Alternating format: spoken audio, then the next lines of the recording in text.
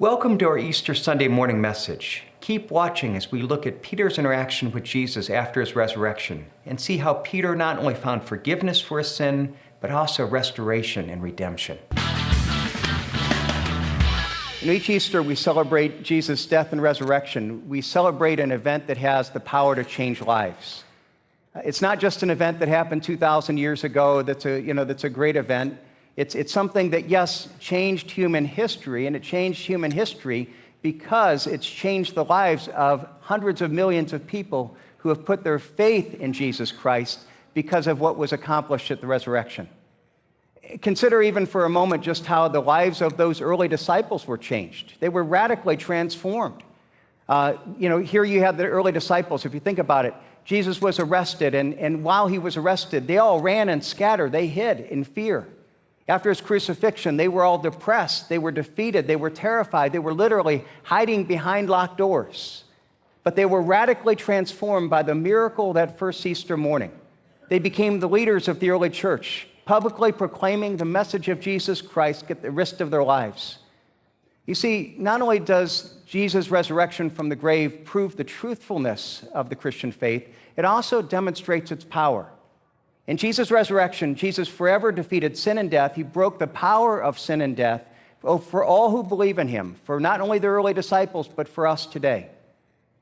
Now, to look at that, I want to go a little deeper into the story of one of those early disciples, and that's the life of Peter. And we see that the story of Peter's transformation is dramatic as anybody's. I mean, again, here's a guy that when Jesus was arrested, he was so fearful that he denied with profanity that he even knew Jesus. And yet the same person, only a matter of days later, stepped up and became the leader of the early church, publicly proclaiming Jesus in front of thousands of people in the face of opposition and persecution. Now, what we're going to see this morning is that as we're going to look at this passage in John 21, and in John 21, we see a little bit more specific about what happened in Peter's life. What were the events that actually caused that transformation? Because we're going to see that while he was really excited when Jesus was first resurrected, he was thrilled by the news, even then he didn't really fully understand what it meant, and he didn't know how to fully apply it into his own life. And so we're going to look in this passage, but even before we do, we need to look at the context, because it really is a story that's in the context of something that happened a few days earlier. And the context that sets the tone for John 21 is Peter's denial. His greatest failure, his greatest shame is when he denied that he even knew Jesus 3 times. And again, to look at this, we've got to even go back further because there's a context even of that. You see, before he denied Jesus, he made some really great promises. He made a great promise of the fact that, a great promise of performance. He said basically, this is in many of the Gospels, what happened is in Matthew 26, is we're going to see this, but the scene is immediately after Jesus' Last Supper with his followers. He had just served him. He had just told them, okay, this is what's going to happen. I'm going to be crucified. This is the symbol of my body, which is broken for you, of my blood that is spilled for you. And after that, they then leave that upper room, and they're walking toward this garden where Jesus said, let's go away there and pray. And Jesus looks at his disciples, and he says, well, I want you to know that this very evening, all of you are going to disown me. All of you are going to flee from me. You're all going to fail me. And Peter responds to that with incredible confidence, and he makes this promise. Peter answered, though they all fail away because of you, I will never fall away. And what here Peter's basically saying is, Jesus, I don't know about these other guys. They might be lightweight. They might fail you. I don't know about them, but I want you to know I love you more than any of them. Jesus, I'm never going to fail you. No matter what happens, I'm going to be there. I'm going to prove myself. And basically what you have him saying is, I'm going to prove my love by how well I perform. But by the fact that I'm going to be there for you, whatever, and you're going to know that because of what I've done, man, I love you. Now, you think about that, it's natural for us in any relationship to think of a relationship as something that we have to prove by performance. It's what we do. It's not only towards each other, but even towards God. Many of us look at this and we say, well, I've got to show God that I love him. I've got to show him that, that I've done enough to be able to earn his forgiveness. And you think about that as many of us have probably in the past made great promises to God. Some of us have made deals to God. God, if you do this, I'm going to do this. And we've done that. And how many of us have kept those promises? See, part of us thinks that we have to because that's what makes us acceptable. But that's what religion is. That's religion as God, here's how I perform for you. That's not the message of Christ. It's not the message of Christianity. See, Peter still doesn't get this after all these years with Jesus. He said, Jesus, I want you to know that everyone else might fail, but I'm not. I've got full-hearted devotion for you. I'm the one that's going to prove to you how much I love you. Now, Jesus looks at him, and he hears this great response, and he knows Peter's heart better than Peter himself does. And he tells him, Peter, before this very night, you're going to not only betray me, you're going to betray me 3 times. And what you see then is a description of this great failure.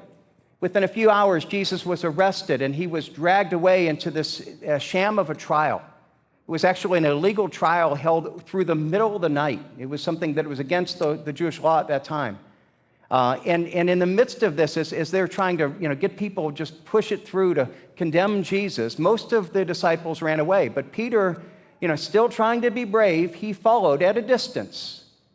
And we're told that they went to this big courtyard, this big empty courtyard. And in this courtyard, there was one section where Jesus was being tried and where this whole sham was going through. And from a distance, at the other end, Peter was watching it.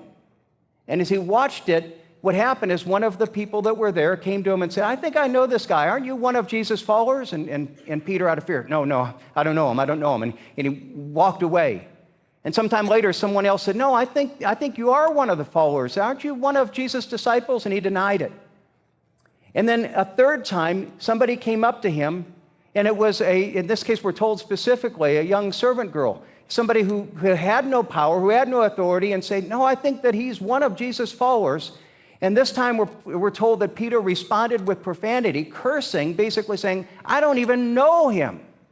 And at the very moment that those words came out, the Bible said that the rooster crowed as Jesus said it would. And then it says at that very moment, Jesus turned, and because they're in this big courtyard, he looked across the courtyard and he looked Peter in the eye. Look what it says about this in Luke. But Peter said, man, I don't know what you're talking about. And immediately while he was still speaking, the rooster crowed. And the Lord turned and looked at Peter. And Peter remembered the saying of the Lord, how he said, before the rooster crows today, you will deny me 3 times. And he went out and wept bitterly. Now remember the setting. Peter's watching this trial. He's watching Jesus being beaten. And he's promised that Jesus, no matter what, I'm going to stand with you. Everyone else is going to, but I'm going to stand. And here you have this lowly servant girl come and ask, aren't you one of the followers? And he turns and with profanity denies that he even knows Jesus. And at that very moment, Jesus looks at him. He catches his eye. And Peter sees Jesus, this beaten face, this face that, that he's loved and that he said, I'm doing this for you. And he sees that and he remembers that prediction. He remembers his great boast, and now he sees how he's failed. And what happens if we're told that out of bitterness, he turned and he ran and he cried. He wept bitterly. But there's something even more than that when we look at this. There was great shame in that. So he came and wept not only out of bitterness, out of regret, but out of shame. He went and hid. Now here's a very important question I want to ask you, though. Imagine that setting as best as you can.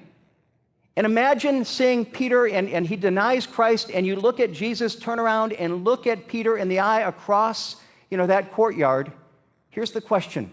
What emotions were in Jesus' eyes? What were there? Was Jesus angry? Was he surprised? Was he disappointed?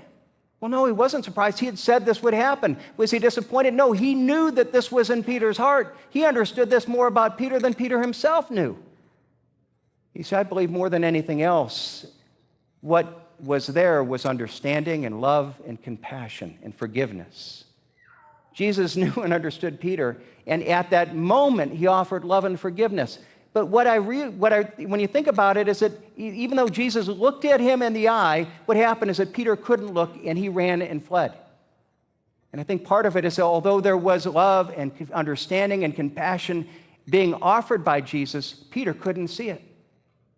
All he knew is his own sense of shame. My friends, what we've got to realize as we look at this passage, it's not just teaching us about Peter, it's teaching us about ourselves. You see, our goal isn't just to know about the biblical history and stories that happened thousands of years ago. It's to know something about who God is and who we are so that we can learn something about ourselves. See, when I think about Peter and what he must have felt when he heard that Jesus rose from the dead, he was excited. And even in the passage, a part we're not going to read today, that in John 21, Jesus showed up. And he jumped out of the boat and swam ashore because he couldn't wait for the boat to get there. He was excited. But yet in the midst of that excitement, there was also an incredible distance. There was a distance that caused him, when he looked at Jesus, to want to look away because he had that sense of shame. He had let God down. And see, we've got to ask ourselves, how many of us, deep down, if we had admitted to the depth of our soul, have ever felt that there's something that keeps us distant from God, that keeps us having shame? And maybe it was something that you look at and you said, man, years ago, I made this stupid decision. I can't believe I did this. And for some, it was maybe before you knew Christ. For some, it was after. For some, it's something that has defined your life ever since that you've done it. For some, it might be something that's true for you today. It's something that you hope that no one else knows about, that you try your best to hide. And maybe you come to church and you're excited about it, but deep down, you never really want to get that close to Christ because there's that shame. You don't want to get that close to other people because there's that shame.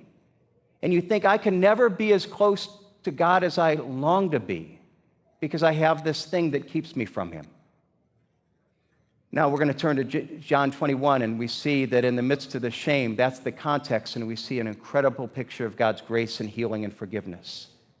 But in that incredible grace and forgiveness, we're going to see it's also a very painful love. It's a painful love that moves toward the shame, moves towards the thing that Peter wants to be able to hide, and says, I need to expose it because I want to heal it. You see, it's popular in many churches today to say that, Jesus loves everyone, and He's all about love. And because we think that He's loving, people interpret that to mean, well, we shouldn't point out any sins. Jesus doesn't talk about sins. He just accepts, and He affirms, and He loves. But that's not what Jesus does here. Others have a view of Jesus that say that, that loving means that we just cover up the sins, that we, He doesn't call it, He just covers it up. And if we mention someone's wrong behavior, especially in the church, well, that's not being loving, that's being judgmental, that's not being like Jesus. We're just heaping guilt upon the person. So the loving thing that we're told is not to make a big deal of it. But again, that's not what Jesus does here. He doesn't forget about it, He doesn't sweep it under the rug, but He brings it out into the open. He speaks uncomfortable truths. But they're uncomfortable truths that need to be spoken because they need to be spoken for healing to happen. See, as we look at this happen, remember, there is no one in the world that ever loved Peter as much as Jesus did. And there's never anyone who ever understood Peter as much as Jesus did. And here you have Peter's most embarrassing memory. His greatest fear at that moment is that someone will bring it up. That he wants to be with Jesus, but he wants to avoid that. He doesn't want to look him in the eye. He doesn't want to remember that. And I'm sure he felt like, Jesus, if you really love me, then what we're going to do is just forgive me and forgive and forget me, and just let's ignore it and bury it and pretend it didn't happen. But Jesus doesn't ignore it. And He doesn't because He understands that sin in our past, sin that we don't deal with, is like a cancer. And meaning, yes, it's humbling and it's ugly and it's painful and it's something that we want to hide. We'd rather just not think about it.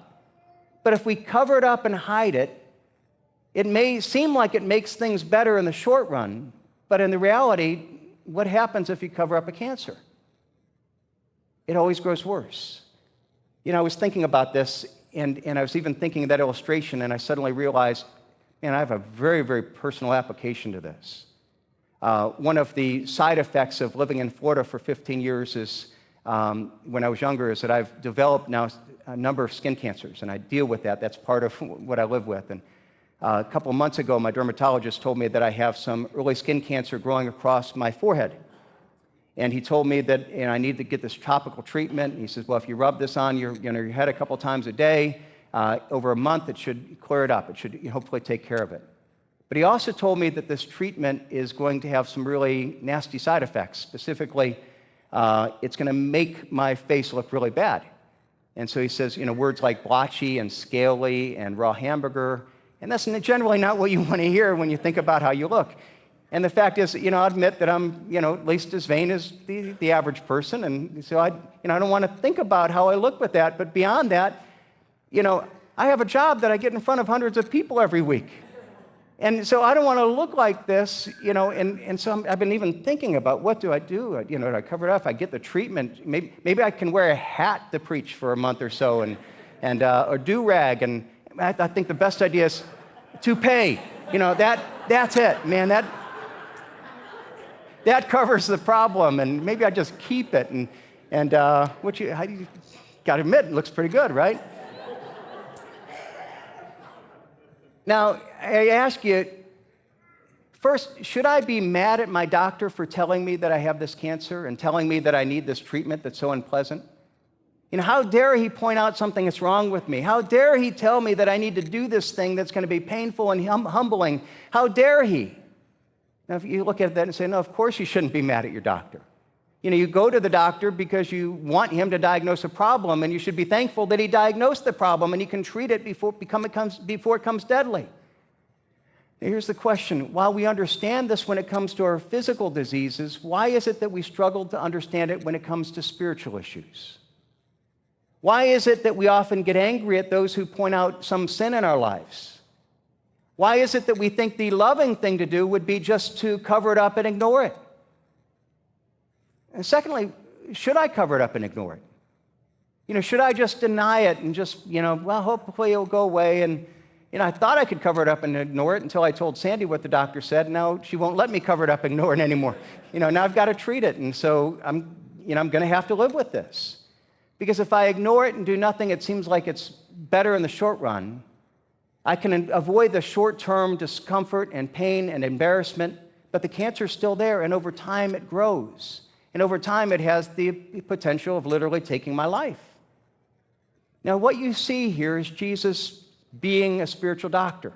And he looks at this thing that is cancerous, and he says, okay, I'm going to expose the shame, but I'm going to expose it because I want to expose it so I can heal it, so I can treat it. Peter wanted to hide it. And I'm sure he felt the loving thing to do is just ignore it. But look at what Jesus does, starting in verse 15. John 21:15. When they had finished breakfast, Jesus said to Simon Peter, Simon, son of John, do you love me more than these? Now, here's the question that he's asking.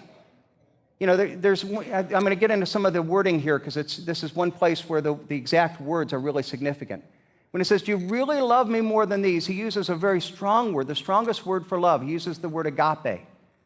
And he's really going back to him and saying, Peter, at one point in time, you told me that you had this total love to me, and you love me more than everyone else, and that you had this total commitment. Peter, do you really agape? Do you love me unconditionally more than everyone else? And what he's doing is he's reminding him of his promise, and he's reminding him of his failure. And Peter responds back, yes, Lord, you know that I love you. Now, what's significant is that he comes back and he doesn't answer the question. Jesus said, do you agape me with this true unconditional love more than everyone else? And Peter says, yes, Lord, I phileo you, a different word. It's the word from which we get Philadelphia, the brotherly love. It's a strong word, it's affection, but it's not unconditional commitment.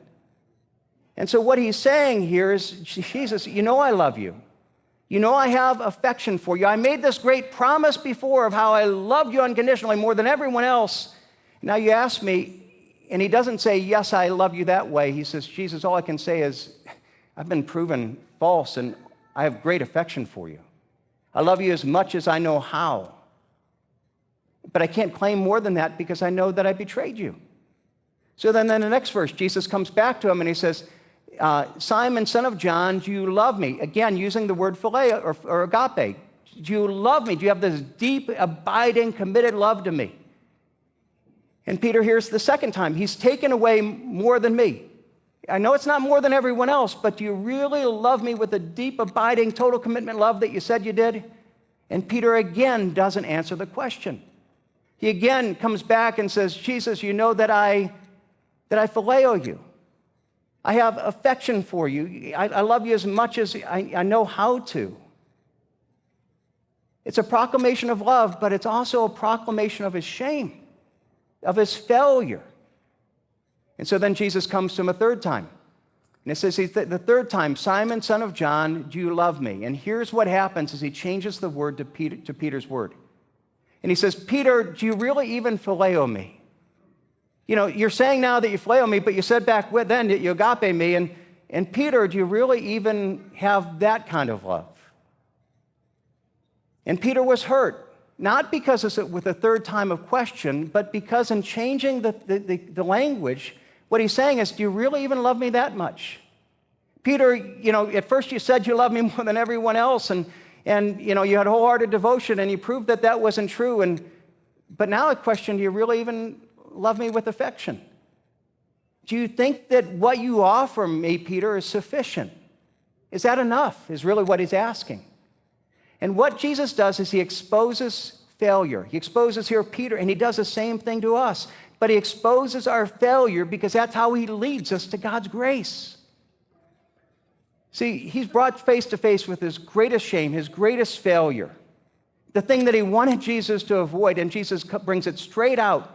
But here's the question that we have to ask. The key question of this whole passage is this: who in the conversation thought that Peter didn't have a love that was acceptable? Peter. See, who at that moment thought, Jesus, man, I love you, but we can never have the relationship I long for. It can never be the same because I failed you. Who thought that? Peter. Peter's the one who has the shame that is keeping him from Christ, and Jesus is exposing that shame, not to beat him up, not to say I'm going to judge you for it, but to heal it. He's saying, Peter, you think that I'm going to reject you because of the love and you didn't have and because you failed, but you think that I'm going to accept you based on your performance and reject you when you fail. I came not to come and say, well, you need to perform for me, you need to earn my love. I came to give you a love that's not about what you earn, but that's a love about grace and forgiveness. And when you come out of your failure, to give you what you do not earn, what you could not earn. Yes, Peter, you failed me. But we need to admit that I've died on the cross so that I could forgive you. I rose again because my death was greater than your sin. See, it wasn't to point out his failure to beat him up. It was to point out that Peter was hiding the very thing that God needed to expose to heal. And he exposed it to forgive him. Now, back in 17, what do you see? He says, Jesus, you know I love you. You know this. And then he comes back and says, feed my sheep. And Peter's answer is basically not so much the affirmative, but he's saying, Jesus, I don't know if I love you that much. All I know is what I have. You know all things. You know how I promised to have this love for you. You know how I failed in that. You know how I've let you down. You know my failures. You know how little I have to offer you. And look at Jesus' response. It's one of forgiveness and restoration and redemption. And look at how he speaks words that bring forgiveness, how he speaks to the very core of his being to expose it so that he can now heal. Look at verse 18. He said, truly I say to you, when you were young, you used to dress yourself and walk wherever you wanted. When you're old, you will stretch out your hands, and another will dress you and carry you where you do not want to go. He said this to show what kind of death he was by which he is to glorify God. And after saying this, he said to him, follow me. Now, here's the heart of Jesus' message. Peter, I forgive you. But I not only forgive you, but I want you to realize now I'm going to use you. You're going to be the leader of my people. You're going to be so faithful that one day you will ultimately die for me. And I'm going to use you not because you're the strongest, not because you perform for me better than anyone else, not because you're so good. I'm going to use you because you finally admitted you're broken. And I'm restoring you to relationship with me. I'm raising you out to ministry, not because you served me perfectly, but because you admit your failure and you're now receptive to my grace. You see, Peter thought that he was most useful to God when he'd say, I'm going to serve you, I'm going to do this. That's what makes me usable to God. And Jesus said, that's when you weren't usable, that you made those promises. And I said, okay, Peter, you're not ready. You're going to fail me tonight. And now that you admit the need and you say, God, all I have is what is my love that I have to offer, and I know how much I failed. Now Jesus says, now I can use you. You see, now not only will I forgive you, but now I can actually take your brokenness and I can forgive you and I can heal you and I can restore you, I can redeem you, I can use it for something good and glorious. Now, I began this message this morning by talking about all the lives of Jesus' followers and how they were transformed by the resurrection. For the last 20 minutes, we've been looking at Peter and his story. How Jesus helped him move beyond just that knowledge of the resurrection to truly embracing all that it meant and living it out.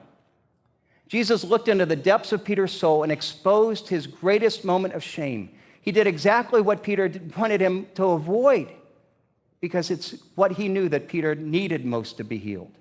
And Peter was healed. He was transformed by his interaction of grace and forgiveness with the risen Savior. That's important to realize that we're not just talking about the way that Jesus confronted and healed brokenness and sin of his followers back then.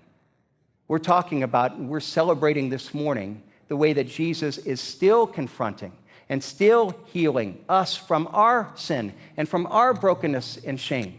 He's still transforming lives. I think one of the most effective ways to demonstrate this is by sharing stories of how God is still transforming lives today. We've heard Peter's story from 2,000 years ago. But this Easter morning, we've had several people from our church who have offered to share their story of how God has taken their story of sin and shame and how they found his grace and healing and forgiveness, the healing of the risen Lord who is still transforming lives today.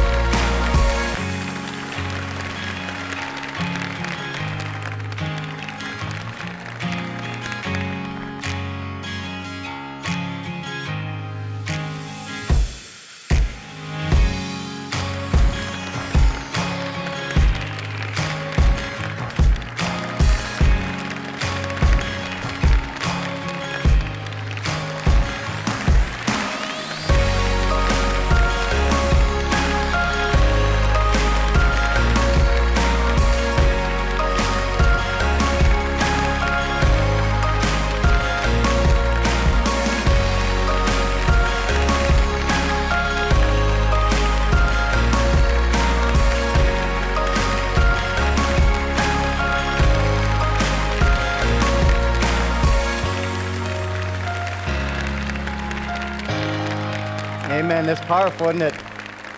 You don't have to speak after that. I do. So you may be seated.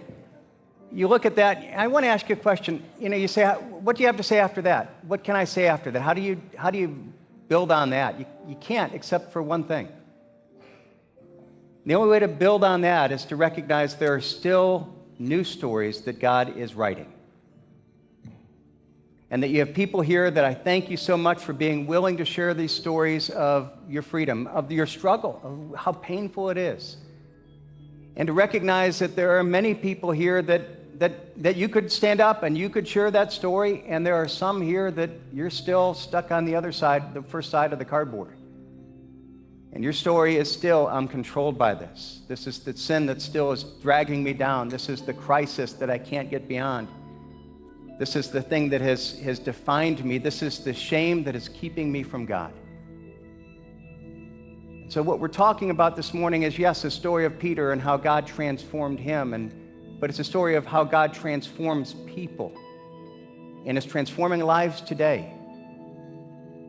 And I hope that we will not only walk out and celebrate the truth of the resurrection of what happened 2,000 years ago, but we'll celebrate the power of the resurrection and what is happening today. And for some, then maybe today will be the day that you celebrate the resurrection and what it means to you. And that today will be the day that you come and you say, God, I agree. And I've got this thing that I've been hiding and I've been staying away from you. And God, today you want to expose it so that you would heal it.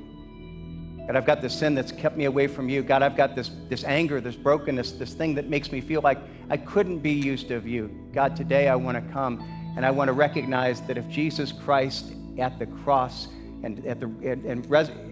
paid for our sins, and then at the resurrection from the grave defeated sin and death, there is no sin, there is no shame, there is no abuse, there is no power that is greater than his ability to heal. For some today, I hope and pray that today is the day that you embrace what Easter not only meant then, but what it means for you today. And for some, it may be just coming and saying, God, I agree with you. I ask you, just in praying where you're at, God, I ask you to forgive my sins. I ask you to take this thing that has defined me, that has held me down. And Father, I pray that you would come and that you would take it through Jesus Christ. Father, I give you the right to expose my shame, not to reject me, but to expose me, to heal me. And Father, I surrender that, and I ask you to forgive me. I ask you to give me the victory in Jesus that I could never have in of myself. I give you the right to change me. And friends, if you're there and you pray that prayer, God will meet you there today. And we would love to talk with you after the service or this week and help you understand what that means. What you'll start to understand is that it means for each one of us that when we surrender, it's a story of victory, of freedom. That one day that we will be able to stand, and you will be able to stand and say, yes, this is the story that I raise up. Not my story of shame is what I hid and what I thought I had to hide, but now I can share it with people because it's no longer my story of shame. It's a story of God's victory. The victory that God is bringing in my life. I celebrate not only what he did there, I celebrate what he's doing for me. And I hope and pray that you will allow him to do that in your life today, that this Easter will be the time that you let his transforming power transform you. Father, I thank you so much for this time. I thank you for the opportunity we have to be able to not only reflect on what was done thousands of years ago, but Father, to celebrate what you are still doing today. Father, thank you for those who have shared their stories. And Father, I pray that you would help each one of us to be able to be honest about our story, to give you the right to expose us, realizing that you're not exposing us to reject us. You're not exposing us to drive us deeper into our shame, but Father, you're taking the thing that keeps us from you and exposing it so that you can heal us and give us the freedom that we desperately long for. Father, if there are any here today that need that, I pray that before they leave today, that they would embrace all that cross means, that they would trust you as their Lord and Savior. Father, for those who are here that have that have been living with things that have been just defining them, holding them down, that an anchor on their soul, Father, I pray that even before they leave, that you would help them discover the freedom that comes in grace through Jesus Christ. Father, we pray this in Jesus' glorious name. Amen. Thanks for watching. If you have any questions about what we talked about, Jesus Christ, or church, feel free to reach out to us on Facebook, Instagram, or by email. The links are in the description.